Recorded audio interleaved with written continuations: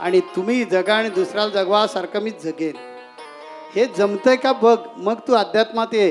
कारण अध्यात्म कुठे सुरू होतं? सात्विकतेच्या प्रांगणातून. आणि हा सात्विकतेचा मार्ग जातो कुठे? आत्मसाक्षात्काराच्या द्वारावर. या आत्मसाक्षात्काराच्या द्वारापर्यंत पोचवतो कोणतं? सद्गुरू. पुढे आपल्यालाच चालायचं असतं.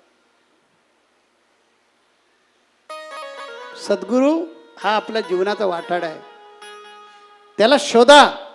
गीतेमध्ये सांगितलेलं आहे, दासबोधामध्ये सांगितलं आहे आणि ज्ञानेश्वरीमध्ये पण सांगितलं आहे की गुरु जो आहे त्या गुरुला शोधा.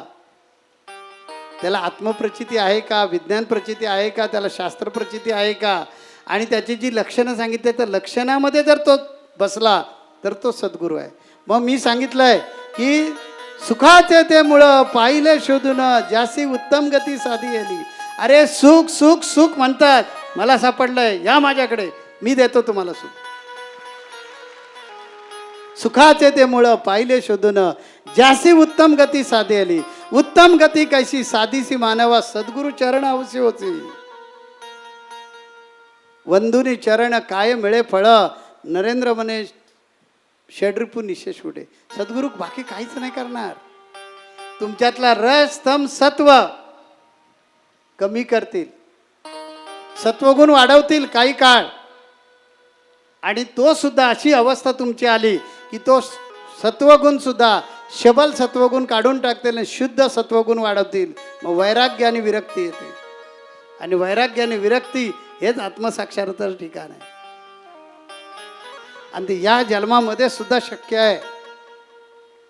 नामदेव महाराजांनी जर मिळवलं, तुकोबारायांनी जर मिळवलं, एकनाथ महाराजांनी मिळवलं, गगनगिरी महाराजांनी मिळवलं.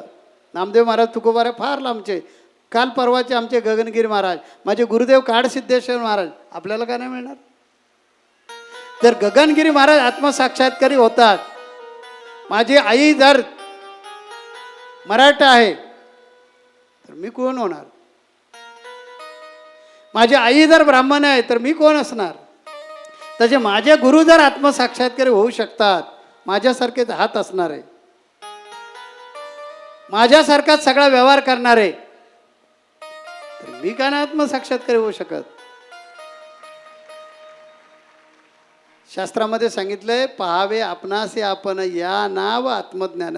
हे मिळवण्यासाठी हा जन्म आहे. आणि तो आमच्या तुकोबारायांनी सांगितलंय की अरे असा तसा नाही आहे. हा कोणी काय मेहरबानी केलेली नाही.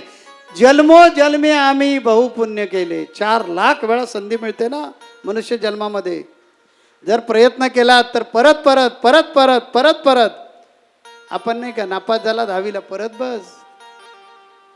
7 विषय गेले होते, बस एकच सुटला, परत बस. तसं 4 लाख वेळा ही जी संधी आहे त्याचा वापर करायचा आहे आणि या जन्मातच मुक्ती मिळवायची आहे. या जन्मातच मुक्ती मिळवायची आहे. तेव्हा ही मुक्ती मिळण्यासाठी पहिलं काय केलं पाहिजे? मनाचं संवर्धन. आपली जी अंतचतुष्टी आहे, या अंतचतुष्टीमध्ये समाधान नावाचा जो प्रकार आहे तो पाहिजे. जगद्गुरु तुकोबारांनी सांगितलं, जैसे ठेविले अनंते तैशा परी राहावे, चित्ती असो द्यावे समाधान. आपण प्रपंच करतो, या प्रपंचामध्ये आपल्याला वेगवेगळ्या प्रकारच्या अडचणी येतात. मग बुवा बाबांचा आधार घेतो. अंगारे गंडे दोरे दुपारतीच्या नादी लागतो. याने कधीच प्रश्न सुटणार नाही. लिंबाने जर समजा करणी करता आली असती, पाकिस्तानच्या बाउंड्रीवर जी आपल्या मिलिटरी आहे त्यांच्याकडे नसते का त्यात आले लिंब. आज इस्रायल, अमेरिका, इराण एवढी क्षेपणास्त्र टाकतायत. एका एका क्षेपणास्त्राची किंमत किती आहे? काही कोटीमध्ये आहे. अरे लिंबच ठेवता आली असती ना बाबा.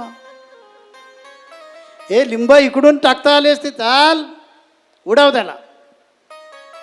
हे थोतांड गोष्टी आहे. अध्यात्मशास्त्र आहे. शास्त्रीय भाषेत समजून घ्या. करणी बिरणी करता येत नाही. हे सगळे अंधश्रद्धेचे प्रकार आहेत. का तर अध्यात्म आज आमच्या शाळा कॉलेजमध्ये शिकवलं जात नाही. मी मागणी नेहमी सरकारकडे करतोय की आमच्या शाळा कॉलेजमध्ये आम्हाला जसं विज्ञान शिकवता तसं अध्यात्म हे शास्त्र असल्यामुळे शिकवा. मग माणूस माणूस म्हणून घडेल. मग तो आईकडे बाई म्हणून कधी बघणार नाही, बहिणीकडे बाई म्हणून कधी बघणार नाही.